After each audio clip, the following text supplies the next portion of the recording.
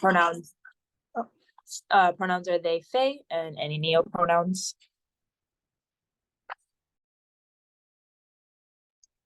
Julian? Hey, my name's Julian. I mostly use they, them, sometimes he, him, and I use basically any neopronouns as well. And I'm calling in from Oviedo, Florida.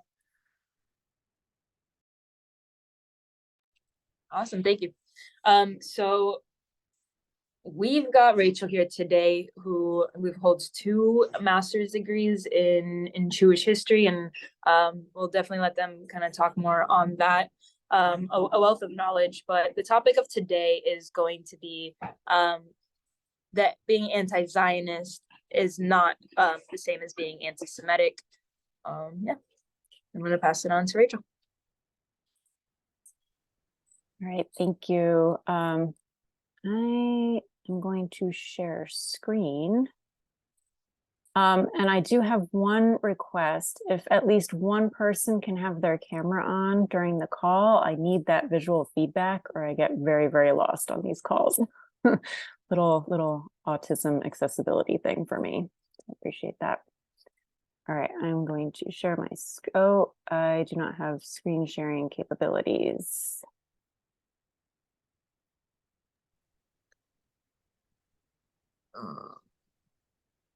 Can Blue Trunk make Rachel host, please?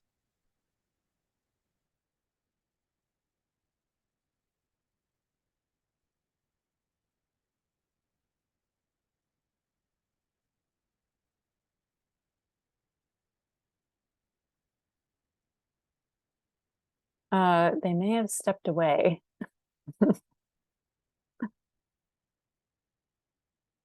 Okay, I just sent a text message, and if that doesn't, okay.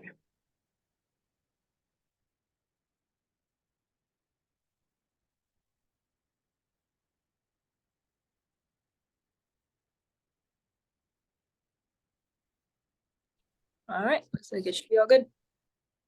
All right.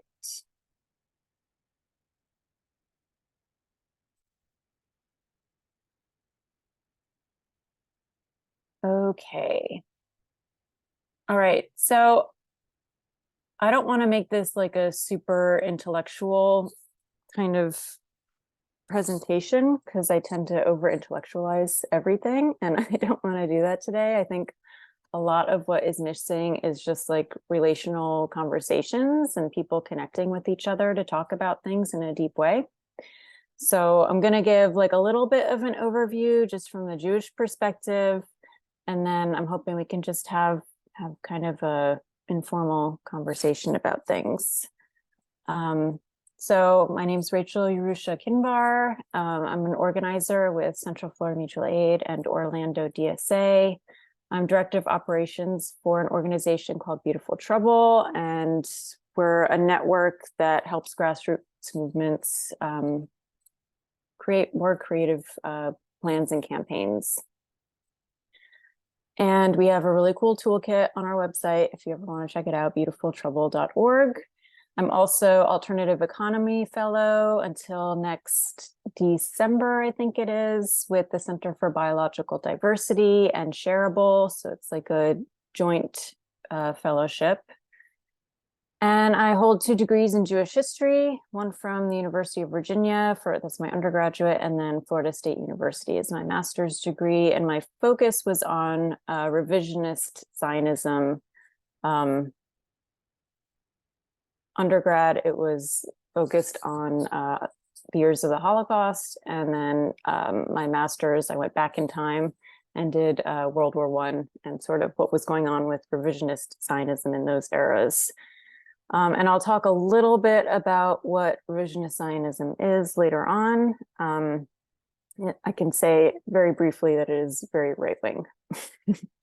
And it's sort of the, not sort of, completely the ideological underpinning of the Israeli government currently. So it's very, very relevant.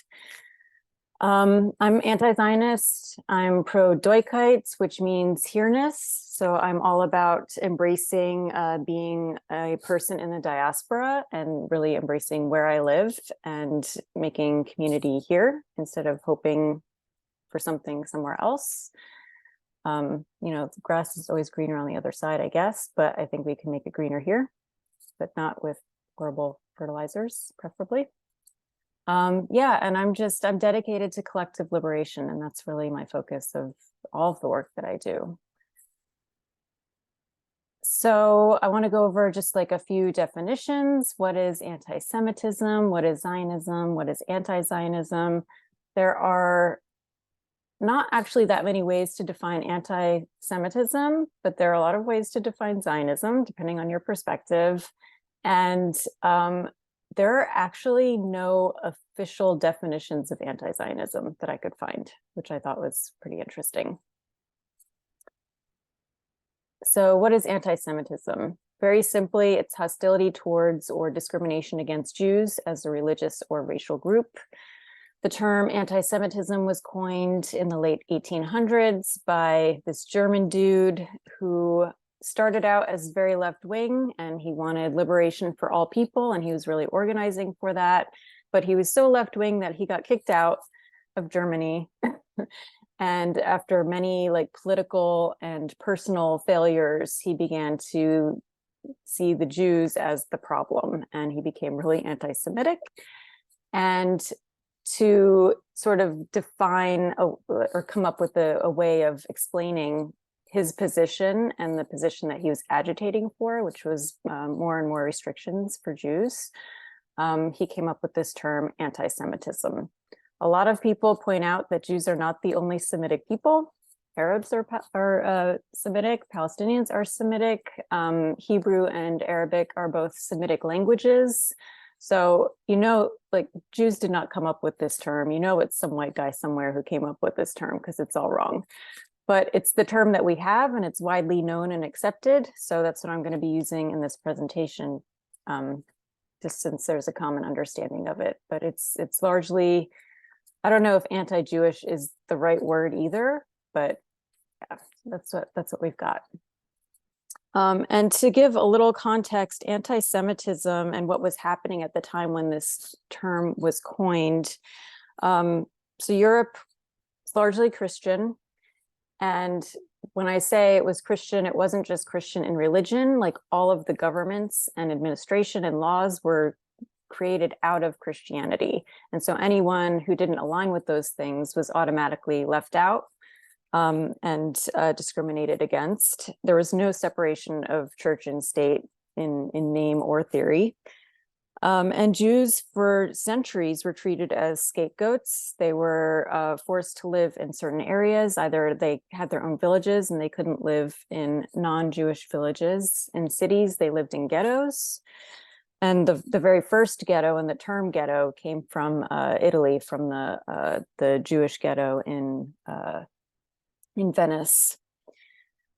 There was also the Pale of Settlement, which is a region in the Russian Empire where Jews were allowed to live, and they were not allowed to move outside of that area. They couldn't even travel outside of that area. There was a lot of violence. There were massacres over many centuries. Jews had to migrate in order to avoid the violence. And the term, we're hearing people use the term pogrom a lot again, and rightly so. And pogroms, massacres were largely instigated by civilians against civilians, whereas pogroms were really state-sanctioned violent attacks against Jewish villages in the Pale of Settlement. And people were forced to flee these situations many times over many centuries.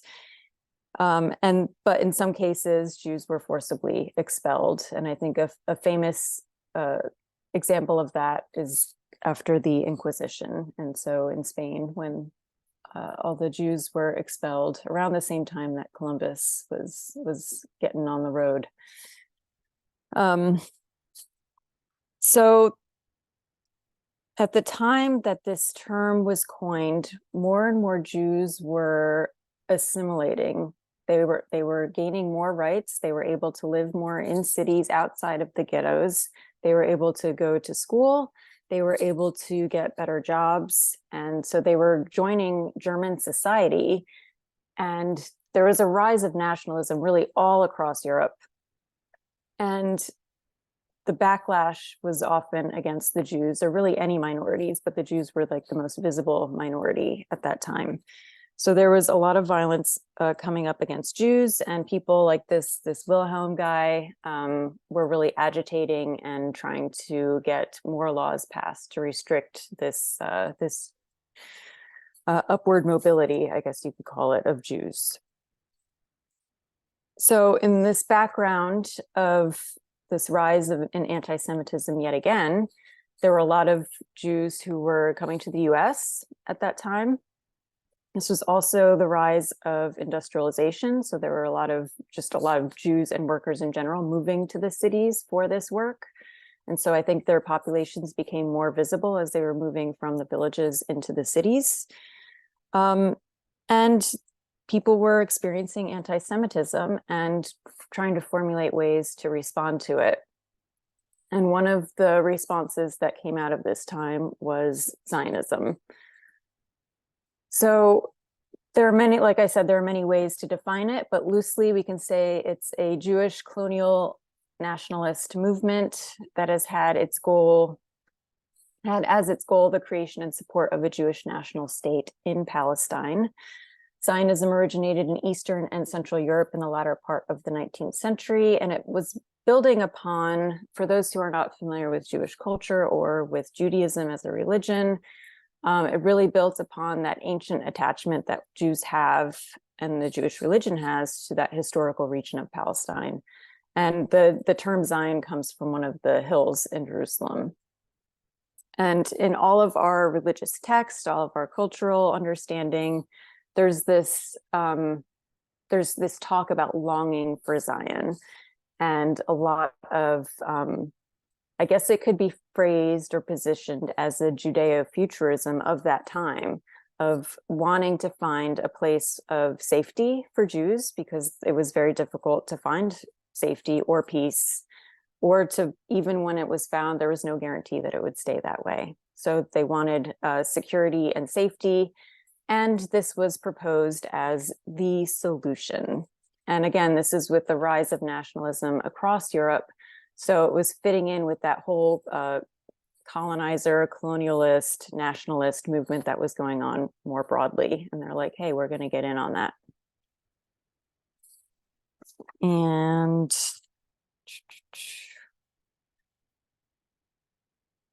I can mention a little bit about revisionist Zionism here. So Zionism is not, or at that time, it was not one thing.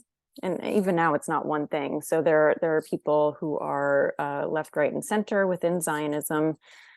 And there's a lot of disagreement, and there always has been, about what to do, how to do it.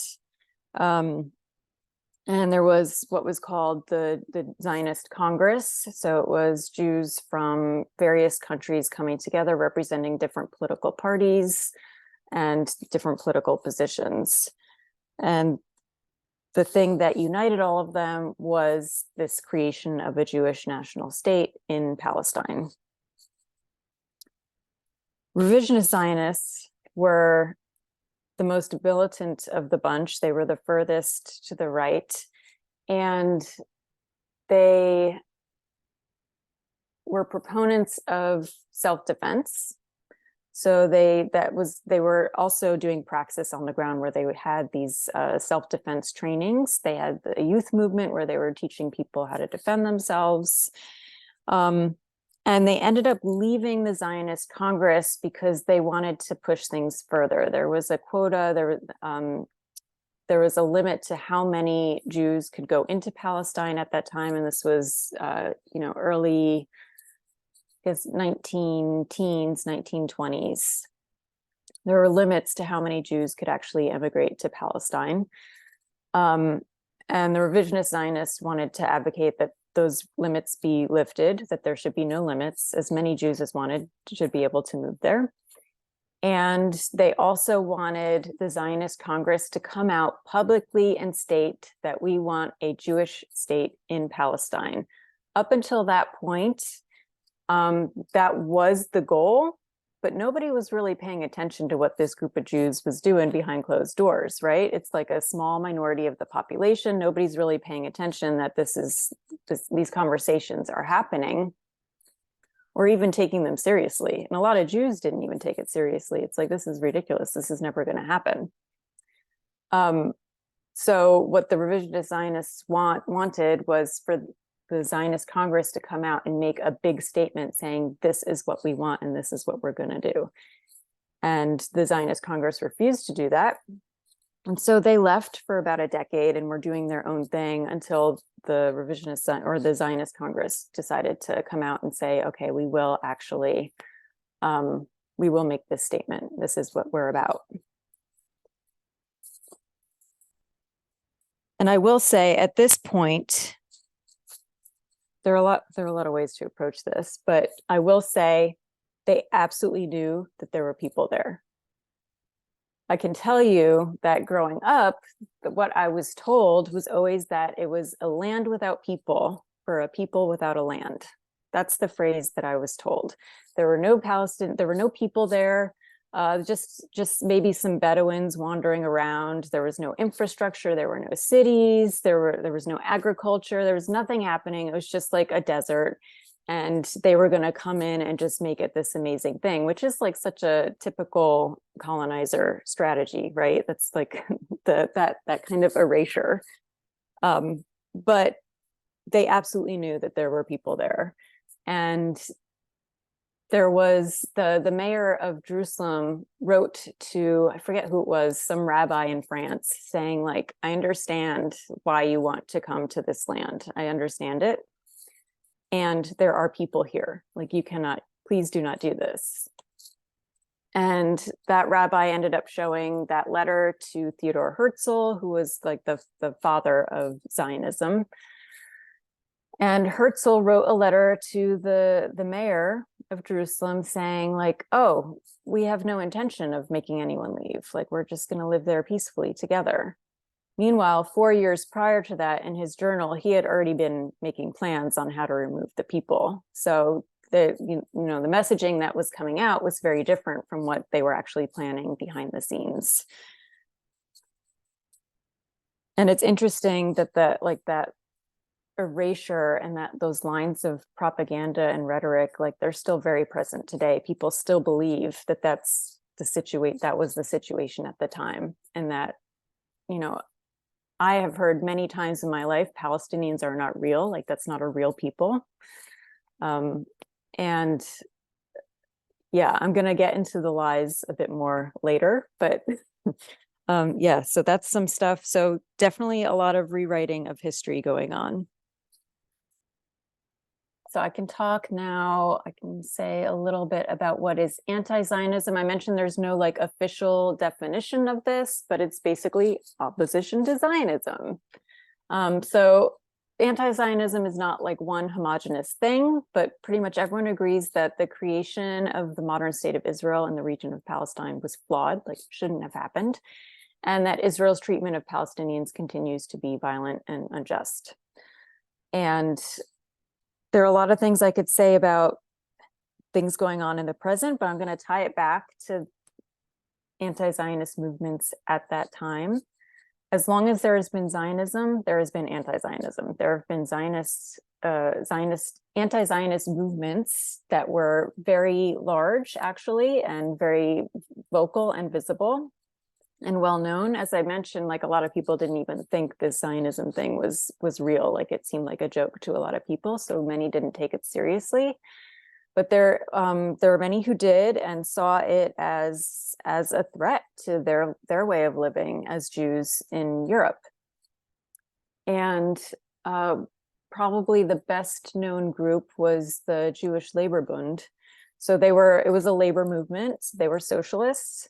And they really wanted to fight for rights, equal rights for Jews in the lands where they were living, because they had been there for centuries. that's what they knew, that's what they wanted, and they wanted that forward progress where they lived. And this was on the Instagram or the social media promo. So this is a part, it's actually just the top part of a poster. But it was a poster from the Bund for an event that they were having, like an annual gathering that they were doing. And in the Yiddish roughly translates to wherever we live, that is our home. And so that was really like a front and center message for them. They weren't just focusing on labor organizing. They were very much anti-Zionist, and that was a big part of their organizing and what they were trying to accomplish. And one of the things that they were going for, in addition to equal rights for Jews, they actually wanted to create autonomous regions within countries for Jews to live and be able to manage their own affairs. So they did not see, the creation of the ethno-state of Israel as a solution to their problems.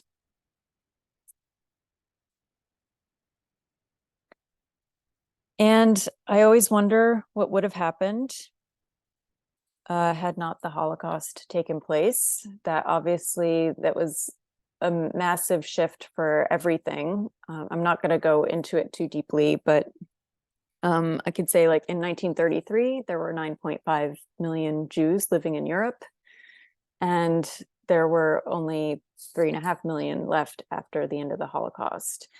Many tried to go back to their homes. Their homes had, ironically, were occupied by other people by that time. Lots of people were actually killed. Like, they went back to their village, and the people were like, "We don't want you here," and they were killed. So they survived the Holocaust and then were killed by going back to their villages. And this happened a lot in Poland and other places in Eastern Europe. So it was clear there wasn't a place for them anymore in Europe. And the Bundist movement had largely moved to the US at that point, and wasn't really, like, the numbers had just been decimated, and it wasn't really this idea of organizing for equal rights in a place where everyone had been killed. Like, there was just nothing left to organize with. There was no population. Everyone was scattered. Most people didn't even know if they had any family left at all. And the options pretty much became US and then eventually Israel. And even at that time, like, there were definitely lots of Jews going to the land of Palestine before it was Israel, and seeking safety there.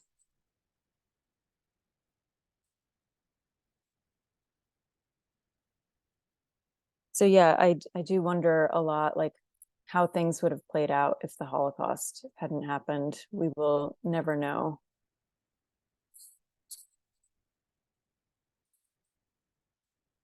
Oh, so I included this. I wanted to mention that this is, like, just a little aside, but there is a Jewish autonomous oblast in Russia still to this day, and this is their flag, which I thought was, like, the most hilarious thing. So I just had to include it. I learned this today. I knew about the oblast, but I didn't know that this was their flag.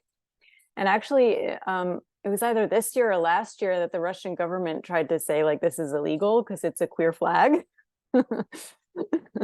But because it has, like, this white border on top and bottom and the lines in between, they're like, okay, it's not. I just thought that was hilarious. And so I actually also wanted to say, like, there was this possibility, like, it didn't have to be the land of Palestine, right? There were other options. I think there was a place, like, in Argentina offered land. And clearly there's this Jewish autonomous region in Russia that still exists to this day. So there were other possibilities, but they weren't considered, not seriously.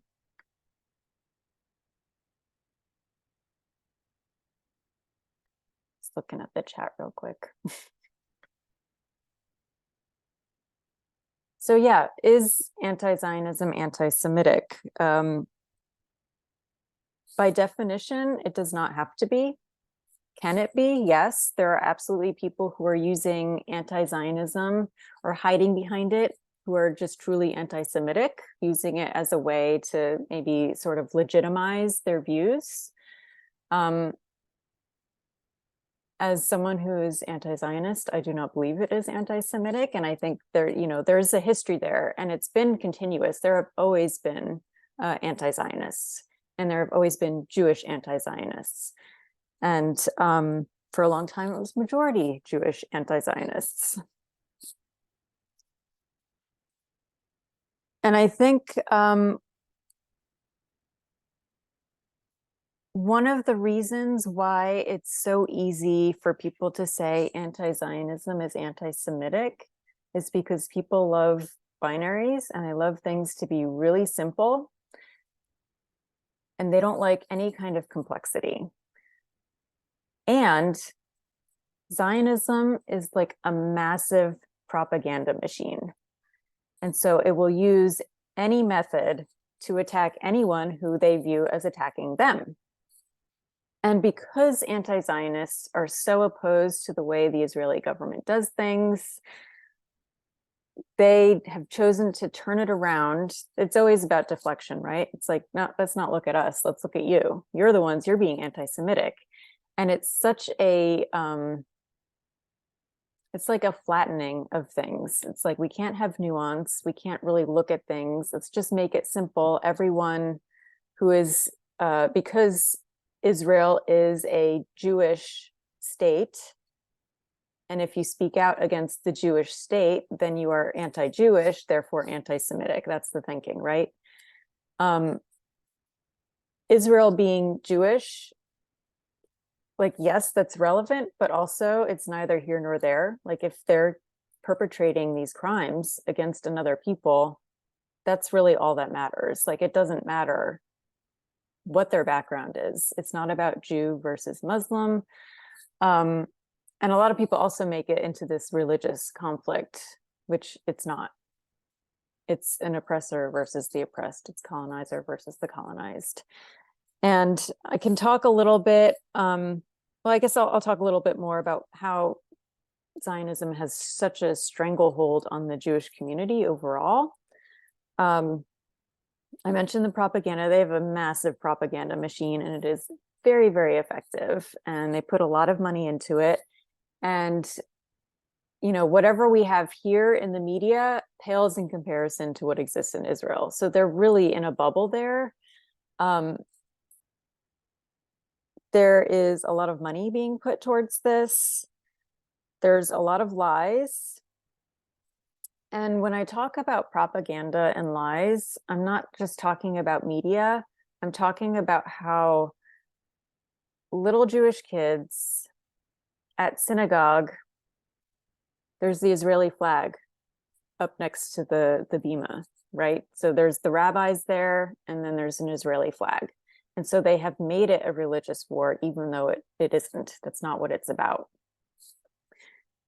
And they are taught from a very young age, like, Israel is still the solution to the Jewish problem, right? Jews have a right to self-determination. Jews have a right to have a nation or a land of their own. And that's the only focus. And it still continues that erasure and the rewriting of history, like the complete rewriting of history. And so there's that. There's also a lot of money. People are paid to move to Israel. People are paid to visit Israel on these birthright tours when they're teenagers. And the view that they're given, like, it's a very like sheltered little view of what it's like to live there. And it's pretty much all based on lies. They don't show what things are like for the Palestinians at all. They don't talk about any of that. And there's some good films about it. There's one that came out this year called Israelism, which also, like, it talks about, it's actually three young people who were in the Israeli military. Two of them were Americans. And just the number of Americans who are living there as Israelis is kind of mind-boggling. I think most of the Israelis that I know and have been in relationship with have left Israel, like they're living in other places. And so that in itself, it's like there's a large Israeli Jewish community in the Los Angeles area. And why is that if Israel is like the place to be for Jews, if it's such a safe, wonderful place? There's also a large Jewish community in Berlin and in Germany in general, but in Berlin, and I know a number of Israelis who live there. So yeah, and there are lots in London as well. Most of the people I know who are Israelis were born in the United States or in Russia and have moved there. So there's a lot to talk about with that. All of these, like we could spend an hour talking about each of these like little subjects, but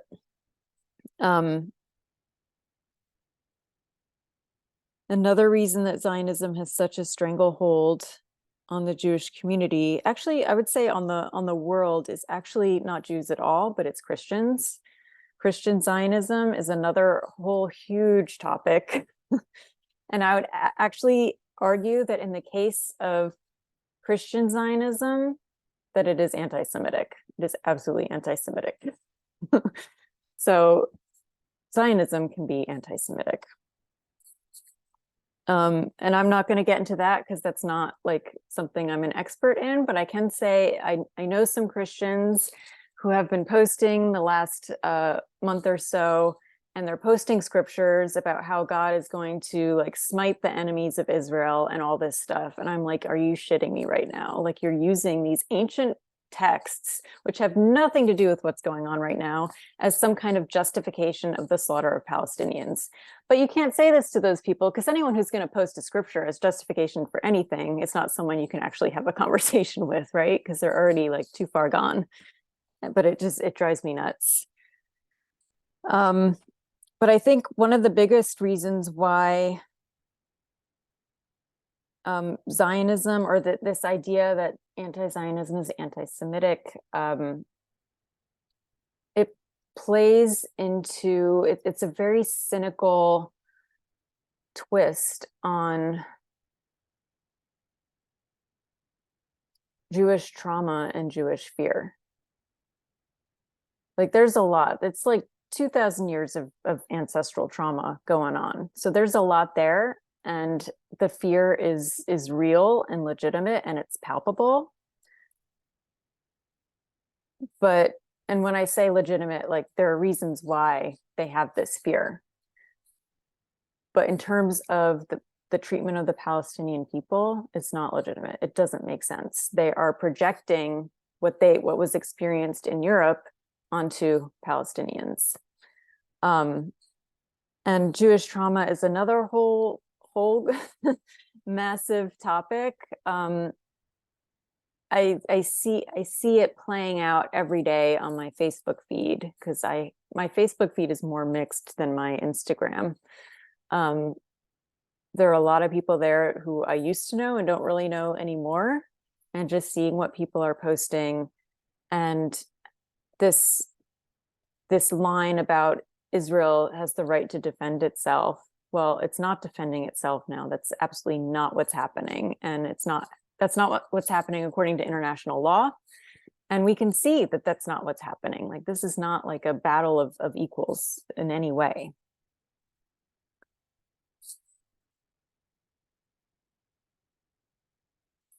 I can say a little bit.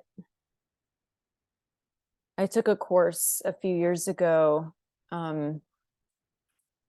it was called Jewish Ancestral Healing. And my teacher in that class has been posting a lot of things. She supports Palestinian liberation, and she posts a lot about it. And the backlash she has been getting has been really vicious. There is absolutely this doubling down of, we have to protect our own. Everyone hates us, and everyone's out to kill us. Those are the sentiments I grew up with, and that fear is so deep. And I have such a hope, and I see now that there are more and more Jews who are becoming anti-Zionist. There are more and more people who are seeing like what is happening, and more and more people, I think, are opening up to learning about what is happening. I've been having some interesting conversations with some Israelis I know, and with my mother, which is always fun. But she sent me a message a few weeks ago saying, it was an understatement, but she said, this is getting out of hand. Like, this is absolutely, like, this bombing that's going on is not right. And I never in a million years expected to hear that from my mother. So that people are starting to, and then she like immediately backtracked and said, but Hamas, as they do. Yeah. So I've been having more conversations with more people who previously were just not open to talking about things. And I've also asked my mom if she's willing to watch a documentary with me. So we'll see how that goes.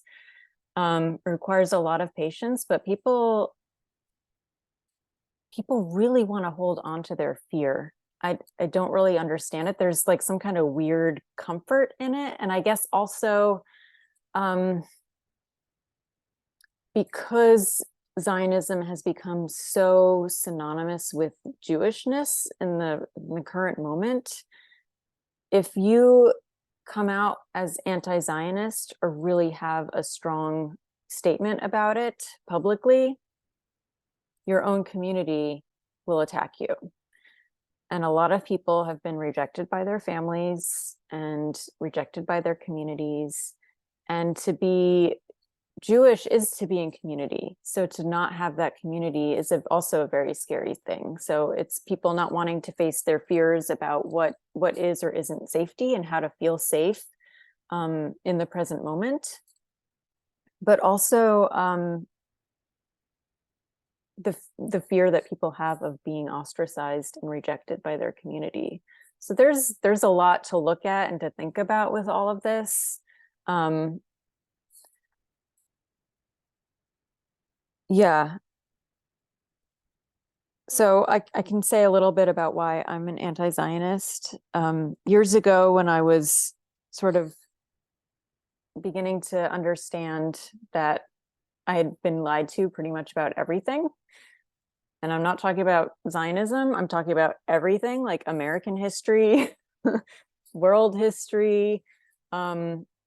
Basically, when I became a Marxist, just understanding that view of history, and I'm like, suddenly all of the things that I didn't really understand when I was getting my degrees made sense, because I was not taught Marxist theory at all.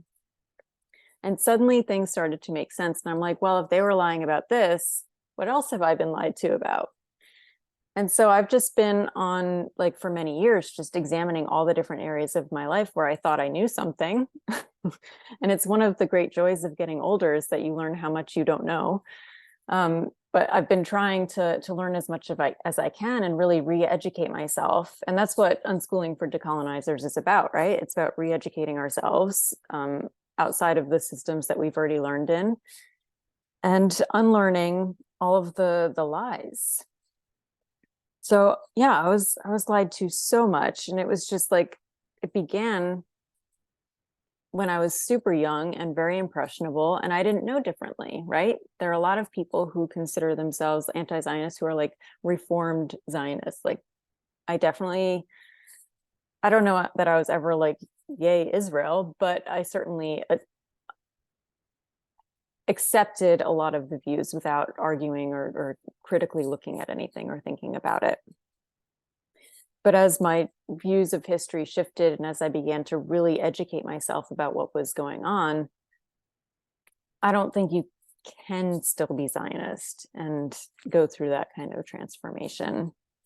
Once you see the extent to which you've been lied to, you see the ethnic cleansing, the apartheid, the genocide, like it's all there, and it's like so unbelievably obvious to me. I don't understand why other people don't see it. It kind of drives me nuts. But again, going into this like Jewish trauma, Jewish fear, and yeah, the fear of not having community. And I definitely have been feeling that lately. there's a lot of Jewish anti-Zionist community, like in San Francisco, in New York, in Florida, not so much. Super Zionist here. I don't go to any of the synagogues because they all have the Israeli flag there. Can't get into it. And they've all released like very strong pro-Israel statements in the last month. So it's just there isn't a place, and there's a lot of grief there for me as well. So I understand why people are afraid to go there, but I think it's becoming a moral imperative to do that. So I talked way more than I was planning. I think that was my last slide. Yeah. So I'm going to stop the share and kind of just open it up, see if people have questions or want to talk a little bit about their views on all of this.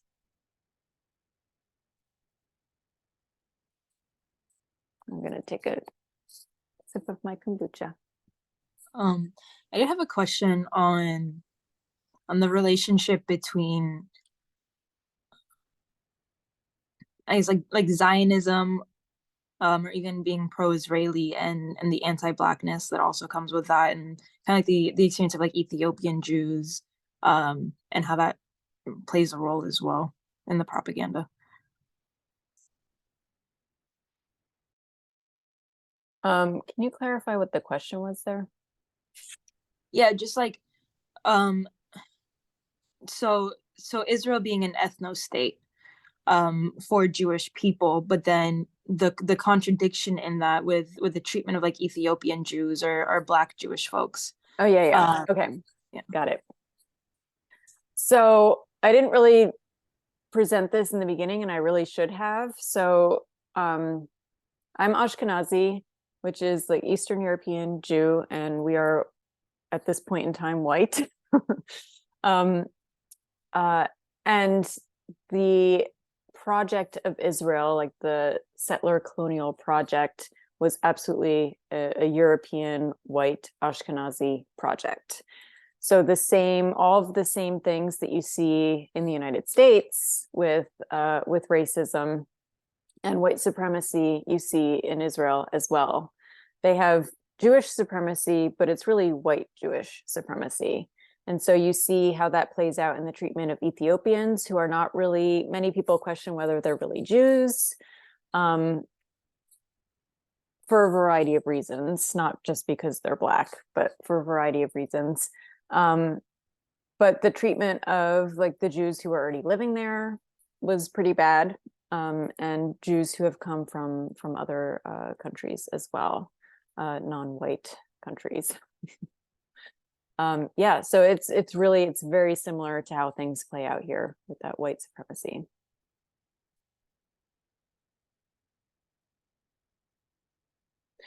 I can also add, oh, go ahead, Julian. Oh, sorry. I'm not sure if you went over this in the presentation and maybe I just didn't catch it, but what is the significance of the Palestinian land to Jewish people? Like, why did they specifically choose Palestine to settle in? What made it like, I guess, like an attractive place? Or is there something in their religion that specifically says that something significant happens on that land and that they need to be there? Yeah, so the land of Israel, that was like the historic homeland like 2,000 years ago. It's been a while. And Jews were nomadic for a period of time, and then their historical homeland, it roughly corresponds to Palestine now. It's actually one of the other things that the revisionists wanted was land on the other side, so in Jordan as well. So that didn't happen at all. Yeah, so it's in all of the texts as well. So just like Israel, Israel, Israel, land of Israel, land of Israel. So there is absolutely this connection, but some people have taken it more as like at this point in time, more as an idea or a metaphor. Like we want to create this place, and it's not so much to me about the actual place. It's really more about the idea of creating community. But you can't really do that in a place that already has people, right? Like that's not gonna work. Yeah, so it's in all of our religious texts, and some people chose to take it very literally and some people do not. There was backlash even in the 1800s. A lot of Reform rabbis at that time wanted to remove the word Zion from the prayer books because they did not like how it was being used by Zionists. So even at that time, there are still many religious anti-Zionists, but at that time, like Reform is the more liberal, and at this point in time, Reform is not anti-Zionist at all. So, I mean, the mayor of Jerusalem, when he wrote that letter, acknowledged, like, I understand why you want to be here. Like, I get it. But, you know, it's been a while. And this idea that people still have some kind of right to a land after 2,000 years is like, it's pretty ludicrous. But also, the right to live somewhere or living somewhere is not the same as taking over. It doesn't have to be that. So they chose this colonizer approach. So yeah, I guess I didn't go back far enough. Good question. I think when I've heard folks talk about how like the land was originally like Jewish, that the argument is like yes, but like it was Palestinian Jews. But I haven't looked too much into that. I don't know if you had any background on that. So there's always been like a Jewish presence in that area. Once Jews relocated, the majority relocated, you know, the temple was destroyed, the land was taken over, and the majority were expelled. But there's always been a presence there. What Israel did was sort of create this category of Mizrahi Jew, which didn't exist before. So it made them sort of a second-class citizen in a way at that time, but it also, they did a lot to erase that history as well. I don't know as much about it as I should, and it's been on my to-do list to research more of that, because it is a question, like what happened to those people? And some of them were also expelled along with Palestinians.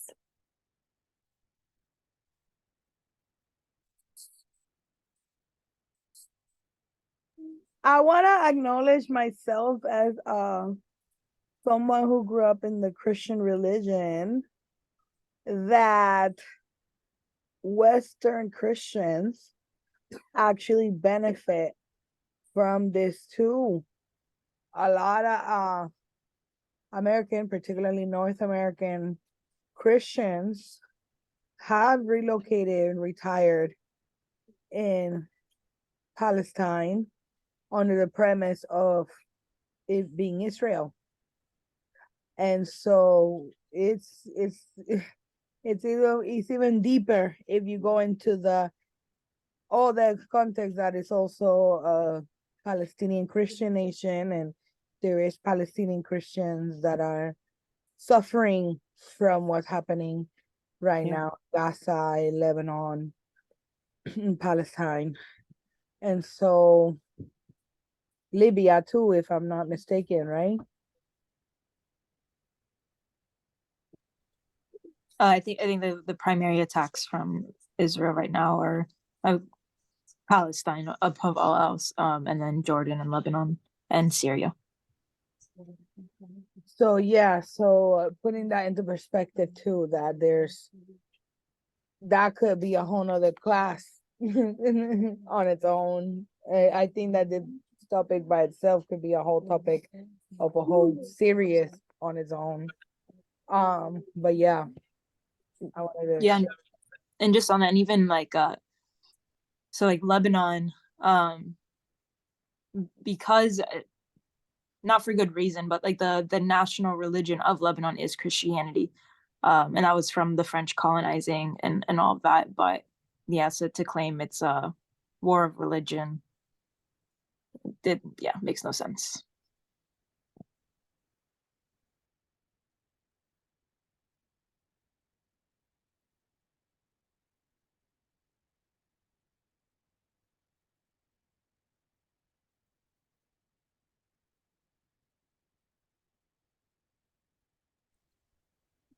Does anyone have any more questions? Just sit in that for a second. How are folks feeling?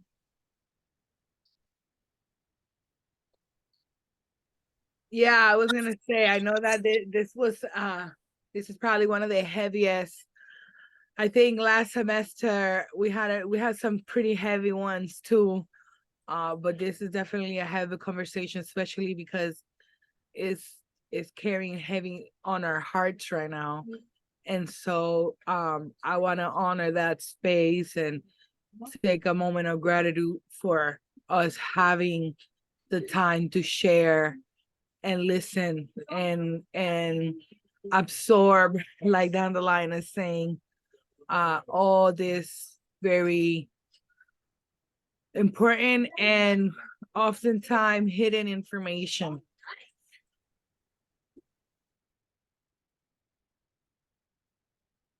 So this was scheduled like a few months ago, and I did not know that today is International Day of Solidarity with Palestine. So that was it's like, oh, did not know that. So yeah, we definitely did not. I think we planned this maybe by August. yeah.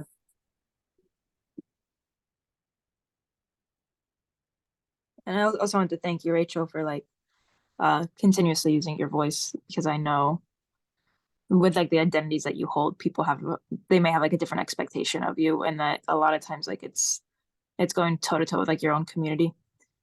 And I can imagine how exhausting that becomes. Yeah, I hosted a family Seder a couple years ago, and it was I don't, does anyone, like, probably y'all don't know what a Seder is, so I should probably say what that is. So pretty much all Jewish holidays are like, they tried to kill us, they failed, let's eat. Like that's the whole the whole thing. So a Seder is about the expulsion from Egypt, the Hebrews being expelled from Egypt, and that whole process. And so the Seder just means order, but there's like a certain ritual order to the meal and all the things. So it's a big deal. It's like sort of like Easter would be for Christians, I guess. It's a pretty, Passover is a pretty big deal. And the family Passovers are a really big deal. And I hosted for the first time, and I made it all about liberation, because it is about liberation, but most people just keep it in that context when they're doing it. It's like our liberation from at that time in that place. And I'm like, let's talk about liberation with a capital L for all people. And so we were talking, like, this was also around Black Lives Matter, so we were talking about that. And we talked about Palestine as well. And there was like mostly a bunch of old Jews at the table, and they started grumbling, like they were not happy with the direction that I was taking things in. And my uncle said, why does everyone get a land, get like a country except for Jews? Like in my imagining of things, or what I was putting out there. And I was like, that is not true at all. Lots of nations and peoples don't have their own country. Like, why do you have to have an ethno-state? Like, why is that the solution? So people are carrying all kinds of like ideas around with them that, I don't know, it's not serving us at this point in time, but yeah. But most people are not even able to get that far with their families and do that kind of thing. Like there would be a huge uproar and everyone would storm out. that didn't happen, but there was definitely a protest afterwards, and I've not been invited back. Yeah, I was about to say, no one's coming again. I identify myself. Yeah. I'm that kid, but in the Puerto Rican family table. So I feel you.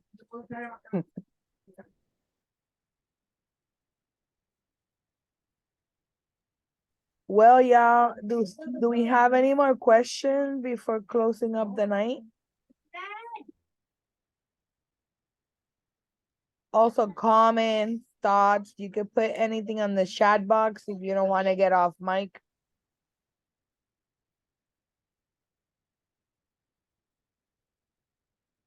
Can also say I'm at Fade Theory on Instagram. I put it in the chat. So if anyone has questions after processing, you're welcome to reach out. I'm always happy to talk.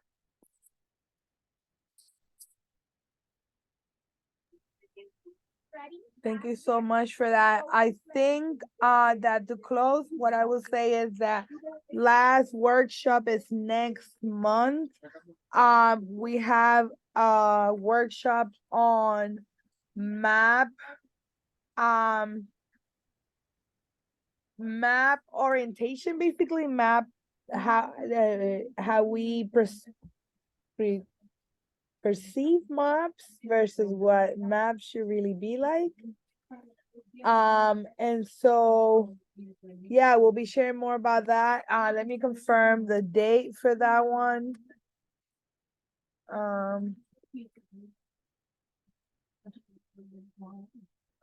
So that one is on a different day than the norm that we do.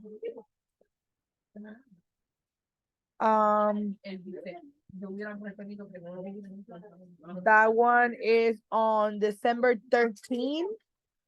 That one is on December 13th, and then December 27th, we'll be having a celebration, and hopefully we get folks from all of the classes, even from the beginning of the year and the spring season, to join, and basically, you know, we can reshare and talk a little bit about the different stuff we've talked throughout the year.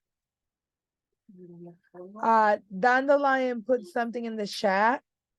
Rachel, you talked about a documentary you wanted to show your mom. Interested in that if you feel comfy sharing. The conversation was more basic than that, which was like, are you willing to watch a documentary about Palestine, like anything? So yeah, we didn't get that far, but she does like documentaries. I was actually thinking that this 5 Broken Cameras one that Orlando DSA and Florida Palestine Network screened recently might be a good one. And I do recommend that. And I can send some others that I've watched recently also, along with the other resources. There's one, like a really beautiful series of very short films about nature in Palestine. It's really beautiful.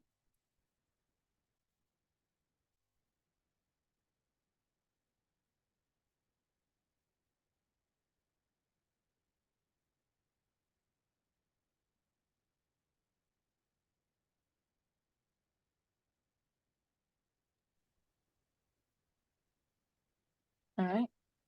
I think we're all good then. Yeah. Thank you, Rachel, and thank you for everyone who joined in. And the recording will be posted on YouTube if anyone wants to go back, check it out, share it, anything like that.